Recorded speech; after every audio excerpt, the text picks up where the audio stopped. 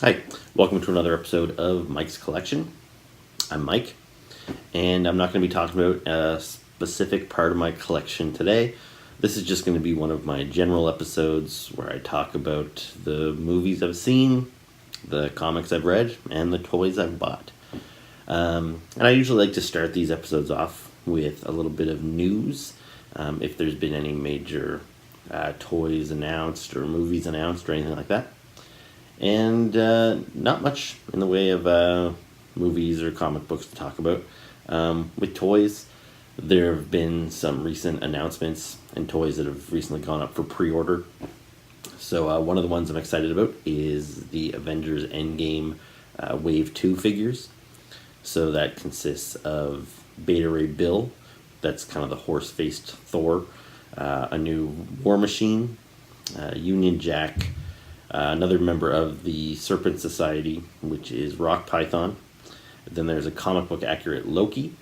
Then there is Rescue, which is the armored version of Pepper Potts, and this is based on her look in the movies, as well as Shuri, Black Panther's sister, based on her look in the movies. And those guys are going to come with components for a Build-A-Figure for a Hulk based on Avengers Endgame. So I don't plan to get this whole wave. All the figures in it look pretty nice, but I'm mostly concerned with getting like the non-movie characters. So Beta Ray Bill, Union Jack, and Rock Python are the priorities for me. Although I'm tempted to get Shuri and maybe even Rescue, since I don't have any other versions of her. And if I go that far, then I think it's just a matter of getting Loki, and then I would complete the Hulk. Even though I'm not really that interested in the movie Hulk. And the War Machine, it's pretty cool, but it does not come with a Build-A-Figure component. And I already have a decent War Machine, so I don't see myself buying that one. But who knows, once I see it in stores, I'll decide then. Another exciting release that's been announced is a couple of months ago, I got some Robotech figures from a company called Toynami. So they had done a wave of just 5 figures based on the classic Robotech cartoon. And I got the entire Wave 1 assortment, which I'll show you here. So you'll see here, this is Wave 1 of Toynami's Robotech figures. So I've got all 5 of them, which from left to right there, we've got Min-May, Roy Fokker, Rick Hunter, Miria, and Max Sterling.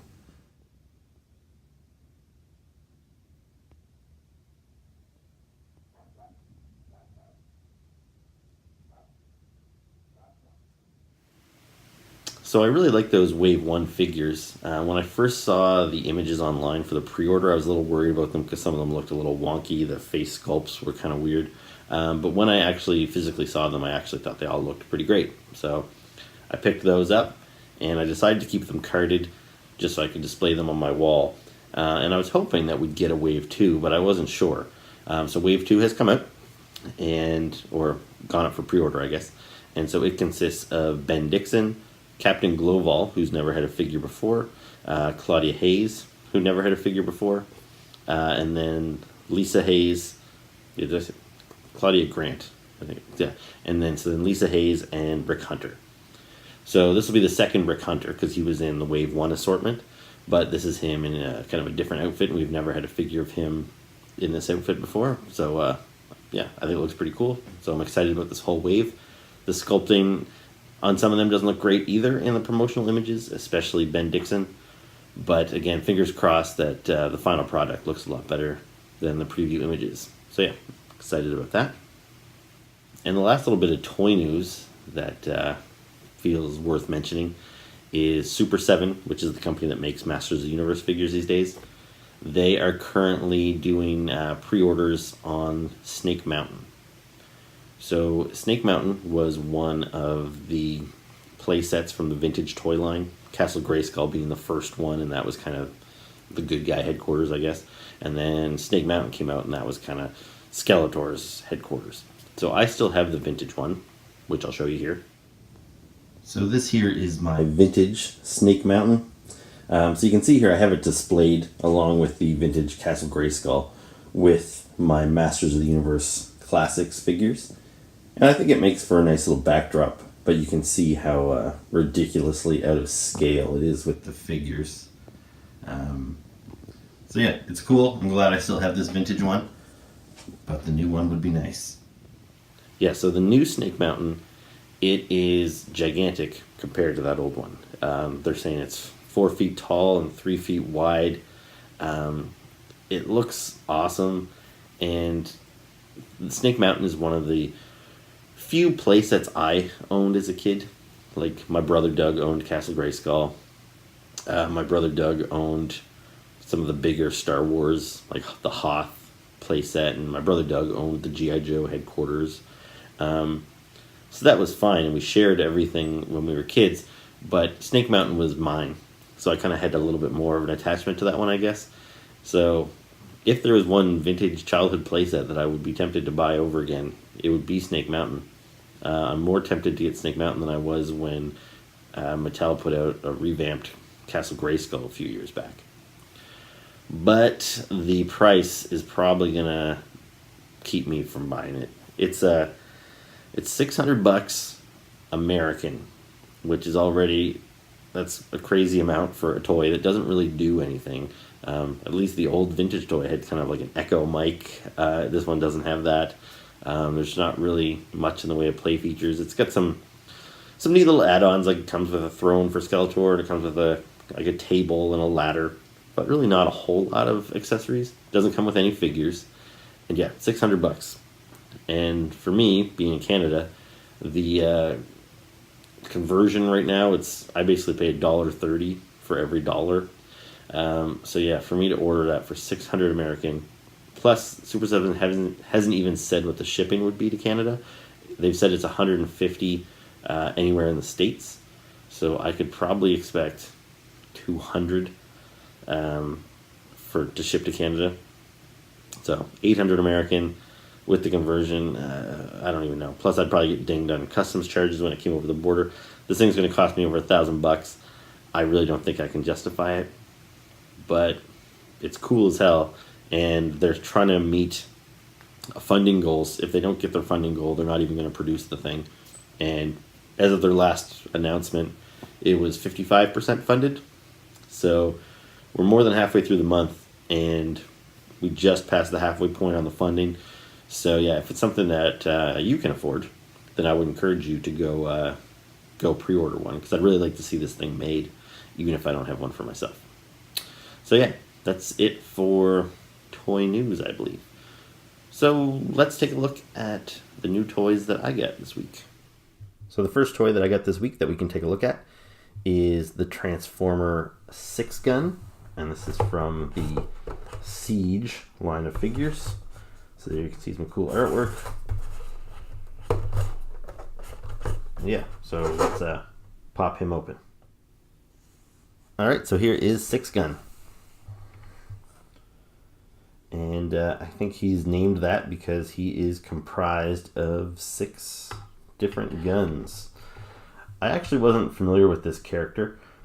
He was in the vintage toy line, but he was actually a component of Metroplex. So Metroplex is the big transformer that turns into a city, which I did not have as a kid, although I do have it now.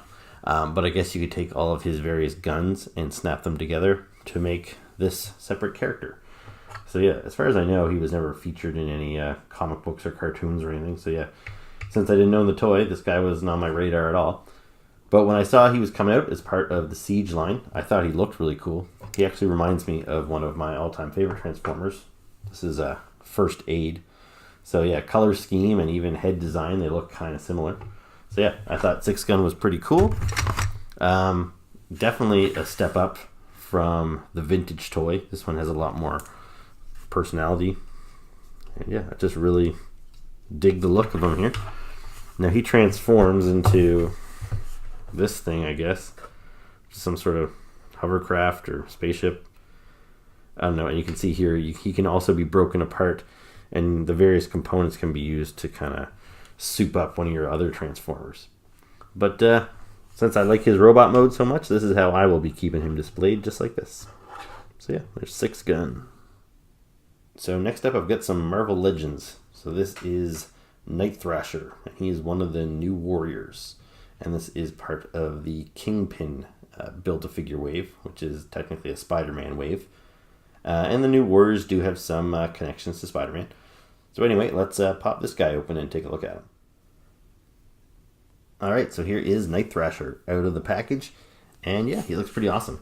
This is a character that I am super stoked about. As you may have gathered, I love a lot of these 90s characters. I'm going to talk about them a little bit more in the my comic book segment. But I remember when the first issue of New Warriors came out that introduced Night Thrasher. And just what a cool book that seemed for this new team of teen superheroes, which also consisted of Speedball and Nova and Namorta. And I'm really hoping that we get some of the other new warriors in figure form. So even though Night Thrasher's design is kind of boring, he's just black with a couple splashes of red. The black is really nice. It's like got a really nice sheen to it. The helmet's really cool, although an alternate unmasked head would have been appreciated. For accessories, he's got Daredevil's Billy Club, which can be 2 parts, or you can snap them together to make one long club. And then what's the coolest is he's got his skateboard, and both his skateboard and his billy clubs can be attached to his I don't know, book bag here, for lack of a better word.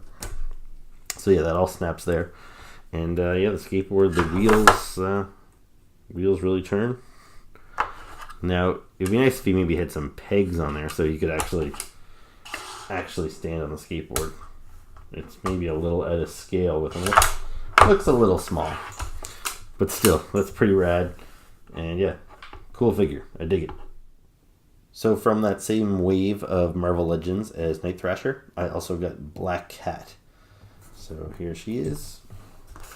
Nice artwork on the side. And yeah, let's take a look at her out of the package. Okay, so here is the Black Cat out of her packaging. So, we'll see here. She's got her standard kind of domino mask. I'm not sure what expression that's supposed to be on her face. Is that a smile? I don't know. She's got kind of the cat eye design there on her chest. And then this belt, you'll see how it kind of coils around. In her most recent design in the comic book, she kind of whips this belt off and uses it as a whip. So I guess these are 2 versions of the same thing. Normally you wouldn't really see her holding the whip while wearing the belt, but it's cool that she comes with both versions of it. Now Black Cat is actually maybe my favorite Marvel character of all time. Like, I love Spider-Man, I love Silver Surfer, but one of the very first Marvel comic books I got featured Black Cat, who I was not familiar with before that, and she fought and won against Sabretooth before he was established as an X-Men villain. And it was just such a great issue that I loved Black Cat ever since. And so Marvel Legends already put out this version of Black Cat a while back, which is kind of her more traditional outfit with just the fur trim, just the stark black and white. And I really liked this figure. So this figure wasn't different enough that I probably wouldn't have bought it, despite the fact that she's my favorite character. These things are $30 a pop, and it just gets expensive to keep buying new versions of characters with just slight costume changes. But I needed this one to get the build a figure piece for Kingpin. So yeah, I don't mind that I had to buy this one because, like I said, I love Black Cat. And I would have rathered, if I had to buy a second Black Cat, that they put her in one of her other costumes that was a little more different than the one we already got. For example, in that first issue that I bought when she fought Sabretooth, she had a totally different look with like a ponytail, and she had like gold shoulder pads and silver pants. So yeah, I don't know if we'll ever get a figure of her in that costume because it was kind of short-lived in the grand scheme of things. But yeah, this is a nice figure. Her face, a little weird, but I do kind of like getting the contemporary costume. Feels like a nice, modern update, so not bad. And now that I got Night Thrasher and Black Cat, I have an almost complete Kingpin figure. I'm just missing the one arm that comes with Silver Sable. I haven't been able to track her down yet. But yeah, this is a very cool Kingpin figure. And just for scale comparison, you can see how big he is compared to a standard figure. So yeah, really cool. Looking forward to finishing him up. And the last new Marvel Legends that I got is this infamous Iron Man, which was a Walgreens exclusive in the States, I believe. But I got it here in Canada through EB Games. So you see some artwork on the packaging. Yeah, let's pop this guy open and take a look at him. Okay, so this is the infamous Iron Man. And so he came with a few accessories. So he's got some extra hands. So you can have both his hands be fists, or you can have both of his hands be open. He's got an alternative head. And if you're thinking, well, that doesn't look like Tony Stark, there's a reason for that, which I'll explain in a second. And then he's also got some kind of energy blasts. So he's got these things that we've seen before. So these things kind of fit onto his hands and make it look like he's using some sort of energy blast here. I'm not doing a very good job of conveying it, but yeah, so something like that. So he came with two of those. He also came with two of these little blasts here, which work well with his open palms. You can see they've got a little hole there. So you can make it look like he's doing some sort of repulsor blast or something there too. And yeah, I think I've seen people do this online. That doesn't really seem to work. They don't really fit in the holes in his feet. They kind of fall out. But you could have maybe given him some sort of flying effect there. Now, the reason that this doesn't really look like Iron Man and why this head doesn't look like Tony Stark is because this figure is actually from a time when Dr. Doom, the Fantastic Four villain, took over the role of Iron Man. And that was after the Civil War II storyline. Now, I didn't read any of the comic books. The comic series was actually called Infamous Iron Man, with Victor Von Doom as Iron Man. And one of the things that prompted him to go good was that his scarred up face was healed. So he finally got his pretty boy face back. So that's why they include this with him as well. I think Dr. Doom has gone back to being Dr. Doom, being a bad guy, but I'm not really sure. I'm not reading too many Avengers-related books right now.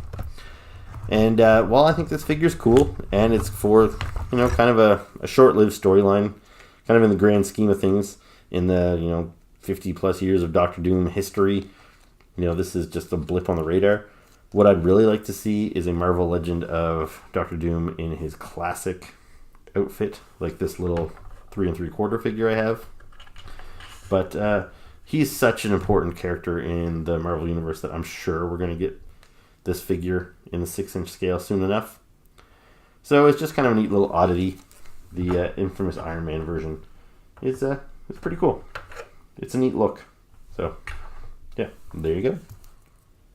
And my last new toy to show you this week is Moloch from the Star Wars Black Series. And this character was from the Han Solo movie. He was just kind of a small bit character. And he's in this bigger box. So he was a deluxe figure, which was originally priced at $39.99. But yeah, he was on sale for half price. And since I have an Edge card, I actually got him for the $17.99 price. So yeah, I'm glad I waited on this guy. Because I almost bought him when he first came out. But I thought, what makes him deluxe? He doesn't look like he's that much bigger than a standard figure. And he doesn't have really much in the way of accessories. So yeah, it didn't seem worth it to me. Because he didn't make a huge impression on me either from his just a little bit in the start of the Han Solo movie. But yeah, let's open him up and see if he was worth $40. Okay, so this is Moloch out of his packaging. So you can see I've got 2 of his 3 accessories in his hand there. So he's got this club and this little pistol. He also has this little piece to his helmet, which I think attaches like so. So there you go. He's got his full face mask there. And if I remember correctly, it's because these guys kind of like to live in the dark. So when he went out into the sun to track down Han Solo, he had to wear that full-faced helmet. Now, I remember, assuming you've seen Han Solo, when he was a kid, Han worked for some gangster worm that lived underground. Now, I wasn't sure about this guy. He is pretty heavy when I got him open, and I was surprised to learn that he himself is a worm. Like, you see his body here, and he's got kind of this grody centipede body. There's just a big stump underneath all this. So, yeah, that's kind of interesting. Looks like he's got a little holster there that would hold his pistol, which is cool. His mask here. I don't know if the bottom half of his mask comes off. It looks like it might. Sorry, I'm just seeing this guy for the first time, so don't mind me as I mess around with him. Yeah, like I like the head sculpt. Yeah, he's a neat looking character. But yeah, I still don't think this figure seems any more deluxe than any of the standard figures, so I don't really think he's worth an extra $10. So I'm glad I got him on sale. But yeah, that's Moloch. Flick Chat. Okay, so I want to talk about the movies that I've watched since I last talked to you guys. So my last episode, I touched on Avengers Endgame, which I had just seen. I have since seen it a second time. I still don't have much to say on it. I didn't really offer a review last time just because I really feel the movie's almost too awesome to even talk about. Like, what more can be said? There's a million websites, there's a million reviews and blogs and stuff. I thought it was great. Loved it. And the second time, still loved it. Maybe more. But yeah, just great. But other than that, the only other movie I've seen in the theaters was John Wick 3, which I just saw a couple hours ago, earlier today. And yeah, it was pretty good. You know what? I'm not a huge fan of the John Wick series. I went and saw the first one and enjoyed it quite a bit. Like the action scenes, when he's just popping everybody in the head. He's very efficient. I thought those action scenes were great. I just found that the movie kind of went off the rails a little bit near the end. John Wick, after establishing him as such a precise killer for most of the movie, then I found he started making decisions which didn't seem true to the character. He'd let somebody off the hook, and then that person would come back and want revenge on him, which John Wick could have avoided if he had just acted the way he'd been acting the whole movie. So that seemed a little off for me. And then I still liked it enough to go see John Wick 2. And John Wick 2, I left thinking that it was just kind of dumb because, he's a hitman, and when he breaks the rules of this hitman, club that he's a part of, they say, okay, well, we're going to send all the other hitmen after you.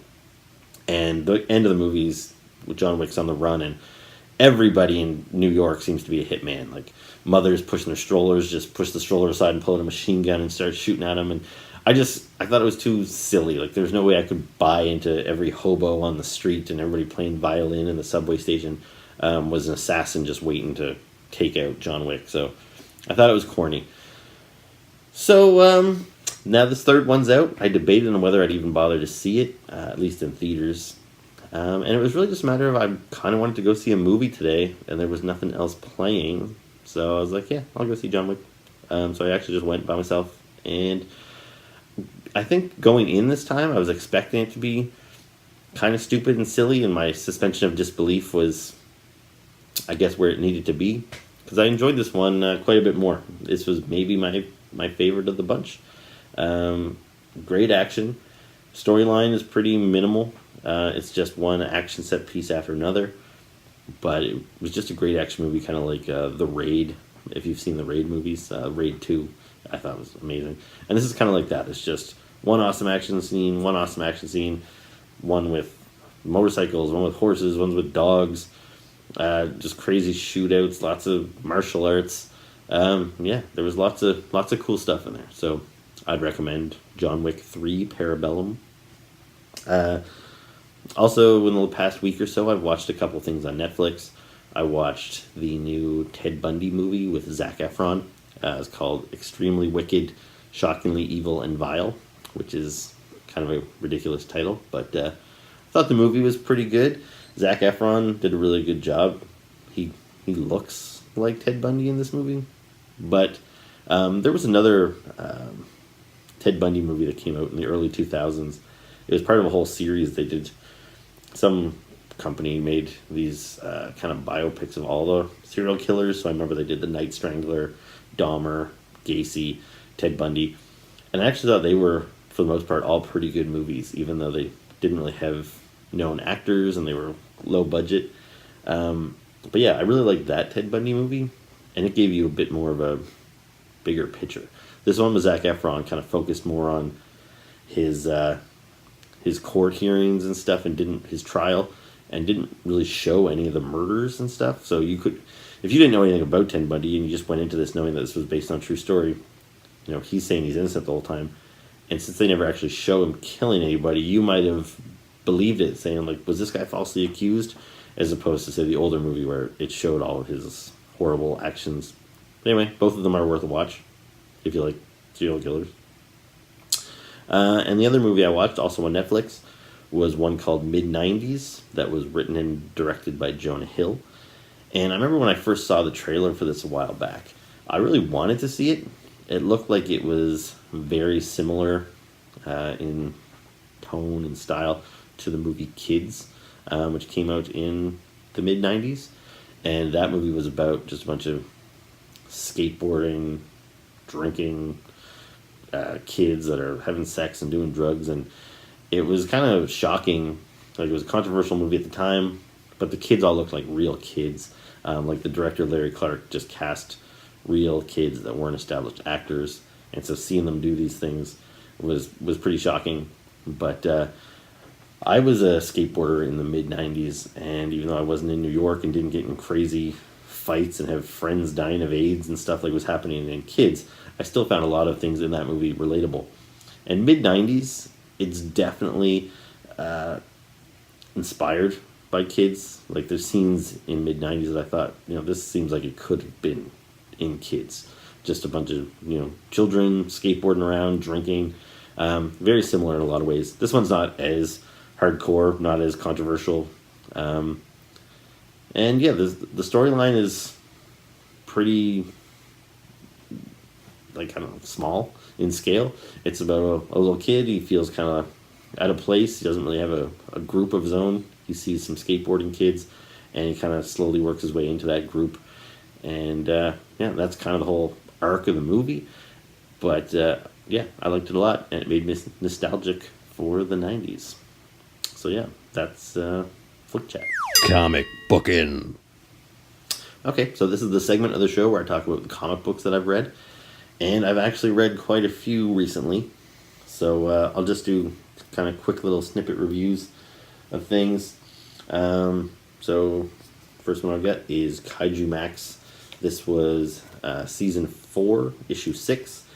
So what Xander Cannon, the creator of this book, he writes and draws it, is he does it in seasons. So this is the 4th one. They've all been 6 issues each. It's a really enjoyable book. This particular issue wasn't the strongest one. I found certain bits of it actually kind of confusing and hard to follow. And even though all these monsters are kind of based on kaijus from movies and stuff, there's no actual, like, licensed known characters in these. But, like, the guy on the cover there, you can see he's clearly inspired by Voltron. He's got, like, kind of a lion head, and he's made up of different animals. So yeah, clearly inspired by Voltron. One of my favorite bits in this is one of the kaijus is pregnant, so they call in a crew of doctors and nurses, I guess, I don't know what I'd call them, to deliver the baby. And these guys show up, which is like the Dinobots, essentially. So yeah, this book's just a lot of fun. I highly recommend you check it out. Maybe pick up the trades where you can get each season, like all 6 issues in one shot. So yeah, a lot of fun. Check out Kaiju Max. Next up, Amazing Spider-Man. This one comes out, every 2 weeks or something? So I've got like 3 different issues. They're coming out even more regularly right now because so that you'll see I've got issue 21, issue 20, and in between those, 20.hu. And what those are the HU is for Hunted, which is the big storyline going on right now. And in between them, the key issues, they're putting out these HU series which focus on a particular character. So this one focused on the Vulture. And as I've told you in my past videos, I'm not really digging this. It's okay. I like a lot of the artists involved, but it's highly based on, inspired by, homaging the very famous story Kraven's Last Hunt. So this one is, you'll see, if you're familiar with that story, Vermin, the rat guy, played a very prominent role in that storyline. And so now Kraven, who's the lead villain in Hunted, has now brought Vermin into the fold. So again, it's done as a reference to Kraven's Last Hunt, but it feels uninspired. I just can't wait for it to be over with. Actually, I find he's introducing new elements to the story, and they don't make any sense, and character motivations are unclear, and I don't know, whatever.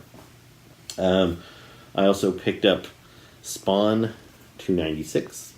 Now, I was a big Spawn fan for a long time. I collected it probably from issue 1. I bought issue 1 when it came out brand new in like 92, and I kept collecting it until issue probably like 260. So, years and years, like 20 years, I bought that book every month. And I just was kind of losing interest for a long time, and I just kept buying it out of commitment because I've been buying it for so long. But I was trying to cut some books, cut my budget down, and so I finally dropped Spawn back, a couple years ago at around 260 or so. But it is gearing up to issue 300. We're only 4 issues away, and usually big anniversary issues like that, milestone issues, something big and major happens. And, I'm still a fan of the character, so I thought maybe this would be a good time to kind of jump back on board and see how things are going. So I picked up 296, which is really, you'll see that it's called The History of Spawn. And really, I've got a pretty good memory for this stuff. I didn't need to be reminded. But if you were somebody else that was just jumping on, planning on coming back for issue 300, this would have been a good point to jump back on, because it starts back and just retells the whole history of Spawn from the very beginnings, about how he was killed and sold his soul to the devil and came back as the Spawn. And so yeah, it's a good recap. And so this is History of Spawn Part 1. So I assume at least the next issue, maybe the next 2, are going to continue that history, and then issue 300 should drop, and hopefully that's like something big, new, and exciting happens there. And if it does, who knows, maybe I'll be back to collecting Spawn. And if that happens, then chances are I'm going to have to go back and try and fill that 40 issue gap that I'm missing now, because that kind of stuff drives me crazy. So I've got a couple more Spider-Man books I want to talk to you about. Superior Spider-Man, which is the book that's about Dr. Octopus, who has transplanted his brain into a clone body, and now he's trying to be a superior Spider-Man than Peter Parker. And this is issue 5. I liked the first 4 issues. It wasn't perfect, but I liked kind of where it was going. This issue was a step back. I didn't care for it very much. The villain was pretty dumb and uninteresting. But overall, still looking forward to where this book goes. On the flip side of that coin is The Friendly Neighborhood Spider-Man. If you've watched my other reviews, I have not enjoyed any of this. This is issue 6 now. And I don't know if they're progressively worse. I haven't enjoyed any of these. And you'll see this issue introduces Spider Bite. And Spider Bite is basically a little kid Spider-Man. And this is supposed to be one of those feel-good stories where you read the thing and Spider-Man's just teamed up with this kid named Spider-Bite, and they're fighting villains, every villain shows up in this. And you'll see this 2-page spread here where every villain they've ever dreamt of shows up. And you're kind of left to wonder, who is this kid? Where'd he come from? And spoiler alert, I'll tell you at the end here. Basically, it's Spider-Man's at a hospital with a sick kid, and you see they've got all these cardboard buildings. So the whole thing was them kind of pretending that they were saving the day together, and Spider-Man's really just there to help this sick kid feel better about himself. Kind of like a Make-A-Wish thing, which that might pull at some people's heartstrings, but it didn't do it for me. I just think this book is dumb and it sucks. Those stories can be good when done well, but not done well here. Don't bother with it. Now, two other ones. I took a chance on a couple of number ones, which I do every once in a while. And as a fan of, I'm a punk rock fan, so when you call something punk something or other, I'm usually interested. And I like punk rock chicks, so this one here, this new book called Punk Mambo, which was put out by Valiant, and stars some punk rock chick. I was curious to see how this would go. I like the art. Storyline was decent.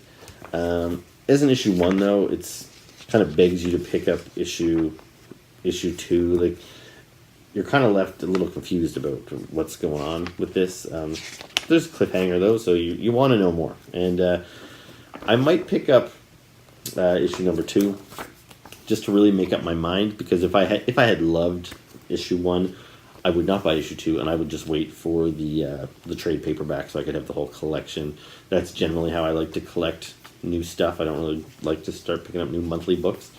But based on issue 1, I don't know if I'd love it enough to spend $25 to pick up the trade paperback. So I'll maybe give issue 2 a chance. But yeah, not bad. And the other one, this was by Black Crown, which is kind of an imprint from IDW. And this one's called Eve Stranger. And honestly, punk rock girl kind of sold me on it. Again, liked it a lot. It's got a very like Tank Girl vibe to the artwork sometimes. And the storyline's nothing super original. So this chick wakes up, she's got a box full of stuff. She's got a letter from herself explaining who she is and saying, I know you don't remember any of this, but you're basically a secret agent and you've got to you got to assassinate somebody. And yeah, so it's similar to, like, say, Bourne Identity or something, or even sometimes Wolverine when he doesn't know who he is. And so yeah, that's nothing really original about that stuff, but good story, good art. I think I will not buy issue 2 and just wait for the trade paperback and see how that goes. So yeah, I recommend it. Then I've got a ton of trade paperbacks. I'll just quickly go through a couple of those. So Daredevil, this was the last trade of the run by Charles Soule. The book has now since been rebooted with a new number 1 and a new creative team. I thought Soule's run was pretty strong all across the board on this, but didn't love the end. There's kind of a silly storyline where Matt Murdock, Daredevil, has a twin brother, Michael Murdock, and the way he came to be is he was kind of basically wished into existence. It's one of those comic book things where you're just like, this is kind of silly, and I don't know if I'm really along for the ride. So yeah, some really nice art in this. Like a new villain is introduced. But basically the series ends with Daredevil's supposed death. So obviously he's not dead because the new series is going strong. But yeah, it was okay, but not the strongest ending to a pretty good run. I'd recommend checking out the whole Charles Soule run, though, if you get a chance. I did finish Transformers Unicron. In one of my last videos, I just told you that I'd purchased this, and I was eager to read it. So I have read it, I've finished it, so Transformers by IDW is done. Now, like Daredevil, there's a new series. It's been rebooted with a new number 1. I haven't read any of that stuff yet. But as for the Transformers universe that I've been reading for the last 13 years, this was the end of it. And yeah, it was fun. I think the Lost Light, which is the kind of companion Transformers book, that had more of an emotional impact, and that felt more like a proper ending. This one here, it felt just kind of too busy sometimes, because this was wrapping up not just Transformers, but the whole shared Hasbro universe. So G.I.Joe, Mask, ROM, Visionaries, all those characters had to kind of have their conclusions in here, and it just felt a little rushed, and characters that I would have liked to seen more of, we didn't see enough of. Some characters died, which was disappointing. I expected to see a lot of deaths in this, since this is the end of this universe. But why not? But still, it was sad to see any beloved character die. And yeah, there was a couple fake outs too. There were some characters that I thought we were going to lose, and they ended up surviving, which was nice to see. So, yeah, overall, not bad. Picked up the last trade of the Batwoman series. I've bought all of Batwoman's books since she was kind of reintroduced to the DC universe. I don't know, 10 years ago, whatever it was. She came back during the was it the New 52 that introduced her? Whatever it was. Anyway, since she's been back, I've bought all of her books. They started strong. This series here by Bennett, Margaret Bennett. I don't know if I'm saying that right. And I haven't loved it. I actually found the first two collections to be kind of a slog to get through, and I decided I'm going to stop collecting this book. And it takes a lot for me to quit collecting, but basically the first two collections, that's 12 issues in a row where I was like bored. I decided to stop collecting it. And then it got canceled shortly afterwards, so there was only one collection left, and the collector in me thought, well, since this is the last one, I might as well finish the whole collection. So picked it up, and there was some stuff to like in this. Like, it's not horrible. It doesn't make me mad to read in the same way that some of these other books do. But so it was okay. Picked up the Defenders. I've had this for a little while. I might have even talked about it in the past video. I don't know. But basically there was 4 one-shots published of these guys. So there was a Silver Surfer, Hulk, Namor, and Doctor Strange. One issue, and then an issue of them all together as the Defenders. So this reprints all of that in one collection.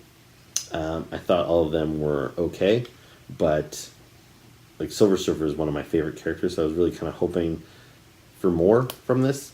And so yeah, it was an okay read, but this is a $25.99 Canadian. The taxes and stuff. So we're talking like $30. Was this worth $30 to me? Nah, you could probably skip it. It seemed a little inconsequential. I'm thinking it might lead into a Defenders, like a new series, but I haven't really heard anything on that front. So if this was a lead into something bigger, then this would maybe seem a little more vital. But if this was just kind of a random one-off and then they're forgetting about it, probably not worth your money. In a previous video, I talked about I'd read this Sleepwalker. This was a tie-in to Infinity Wars. Well, I've since got the Darkhawk series. So these guys are both characters from the 90s that I loved, but they haven't been around for quite some time. And I probably should have read this one first. The only thing is my comic shop didn't get this one in. They got this one in, so I asked them to order this one in after the fact. But I was even reluctant because I'd read this and I was like, I didn't really like this one. I was hoping it would be good, and it was only okay. And I report the same on this one too. For a character that hasn't been around for so long, and they're actually taking the time to give him his own series, maybe get people interested in him again, maybe give him his own, ongoing series. I think they should have put a little bit more effort into it. It just wasn't that interesting.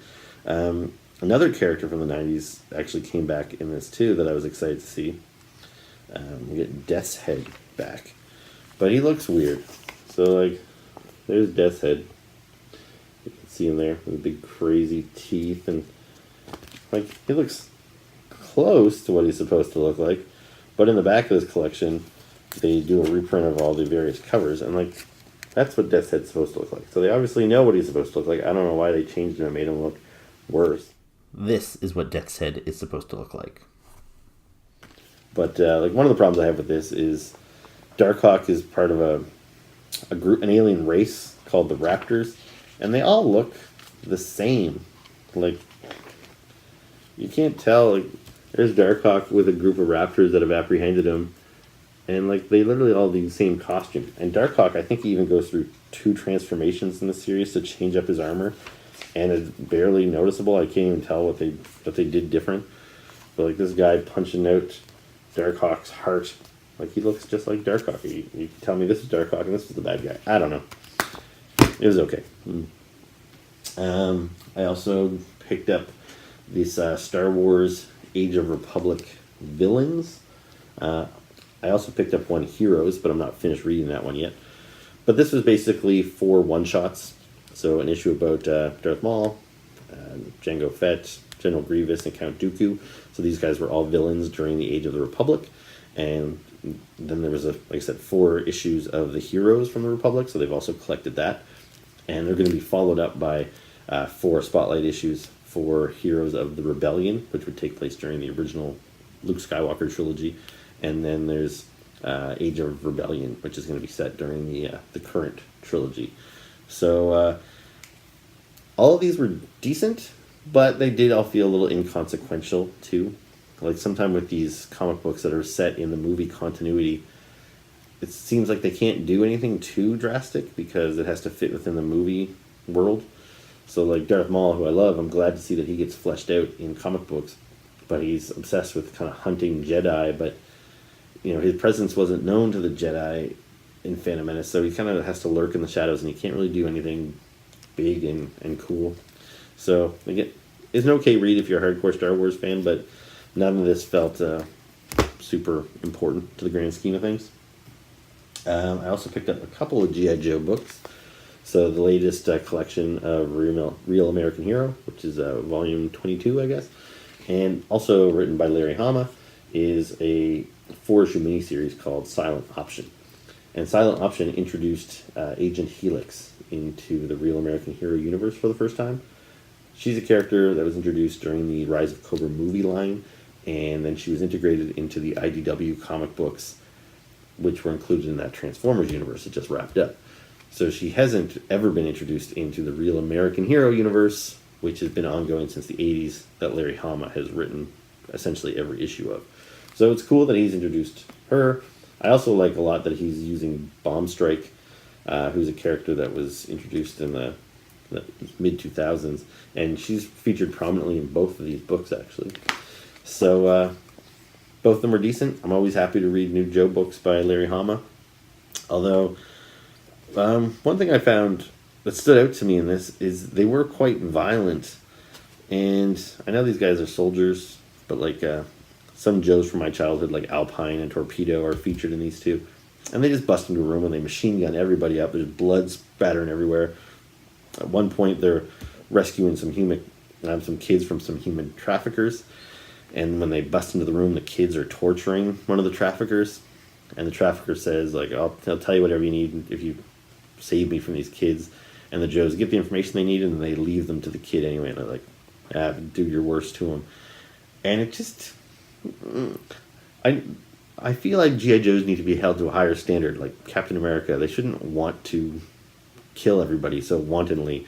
It should almost be a last resort. That's kind of how I feel. Maybe it's because the G.I. Joes in the cartoons were much more kid-friendly.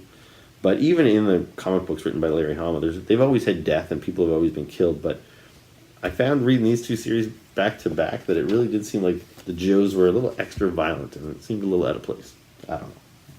And the last book I read was Frank Miller's Ronin. This is a new version of this.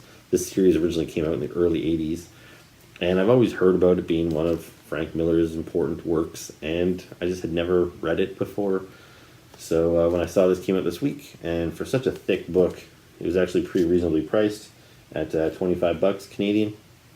And yeah, it's filled with Frank Miller craziness, like 2-page spread of this, like just his weird crazy art. But I did enjoy it. It wasn't what I was expecting. I was expecting it to be a kind of set in feudal Japan about a Ronin, but it's actually more of a science fiction story set in the near future, I guess. And I didn't necessarily love all of the sci-fi elements. I kind of would have enjoyed it more if it was just a story about a Ronin. But yeah, you can definitely see some of the early influences that you see later in some of Frank Miller's later works that I have read, like The Dark Knight Returns, 300, and things like that. Like, you can see where some of those ideas started in here. And so that was kind of neat. Yeah, overall, I'm glad I picked it up for that price. Not quite what I expected, but yeah, still interesting. And I sat through it and read it all in one afternoon because it had me that compelled. So yeah, that's what I've read. So I think that's it for today's episode. If you have any comments, make sure to leave them below. Hit the like button, subscribe, all that stuff. So yeah, thanks for watching, and I will see you next time.